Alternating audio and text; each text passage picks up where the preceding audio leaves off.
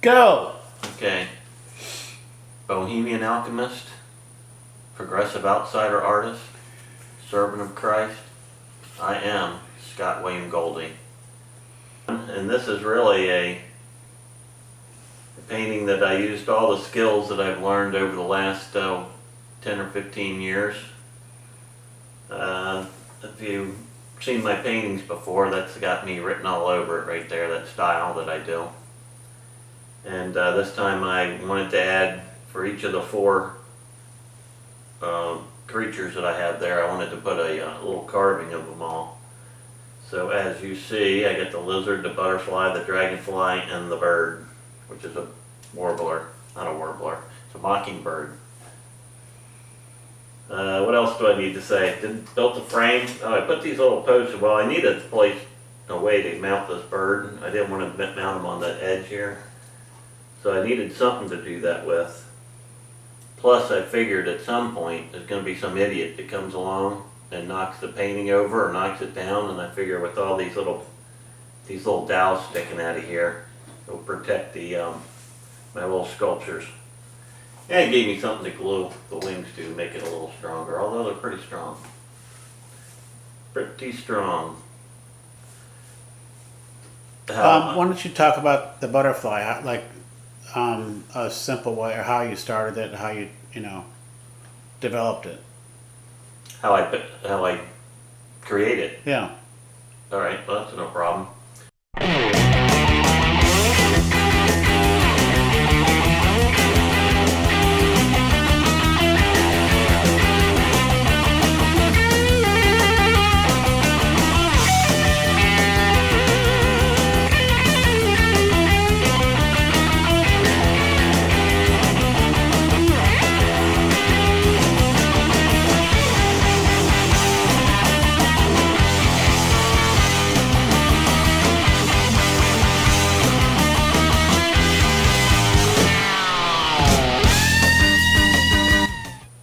What else, sunshine?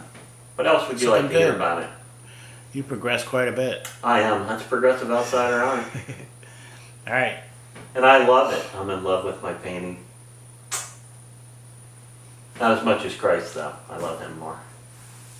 Go, man.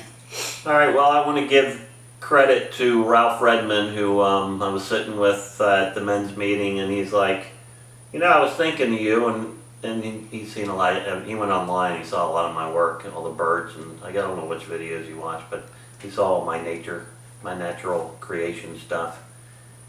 And he gave me the idea. He said, you need to do a painting of like underneath a palmetto bush and all the little animals or critters that might be underneath the palmetto bush. So that's how I got the idea. So that's how I did this. But he didn't suggest doing the little carvings around here. I did all that. Oh, and it's my next thing for doing art. I'm always going to have a creature of some sort on the frame. So not only do you get a painting, but you get a little carving or sculpture, a little sculpture that goes along with it. And you'll see it on the next painting coming up right now. Cut. Yep. Okay. Scott Goldy, horse.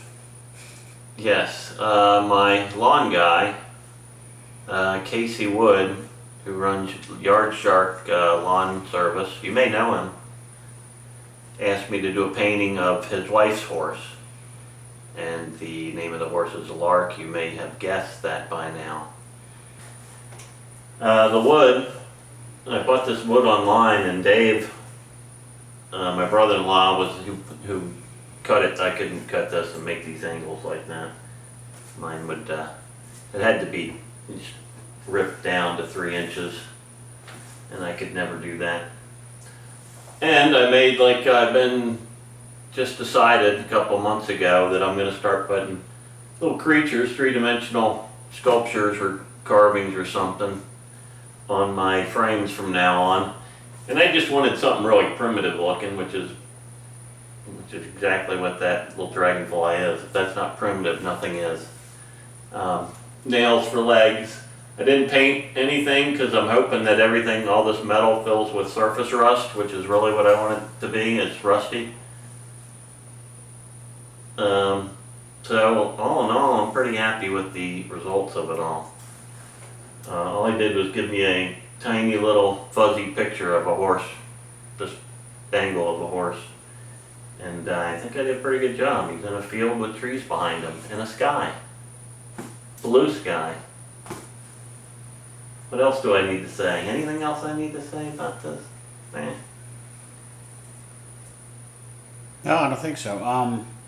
If you see some glare here, it's because I dropped it on the floor, and in the course of being frustrated from dropping it on the floor, I bent it.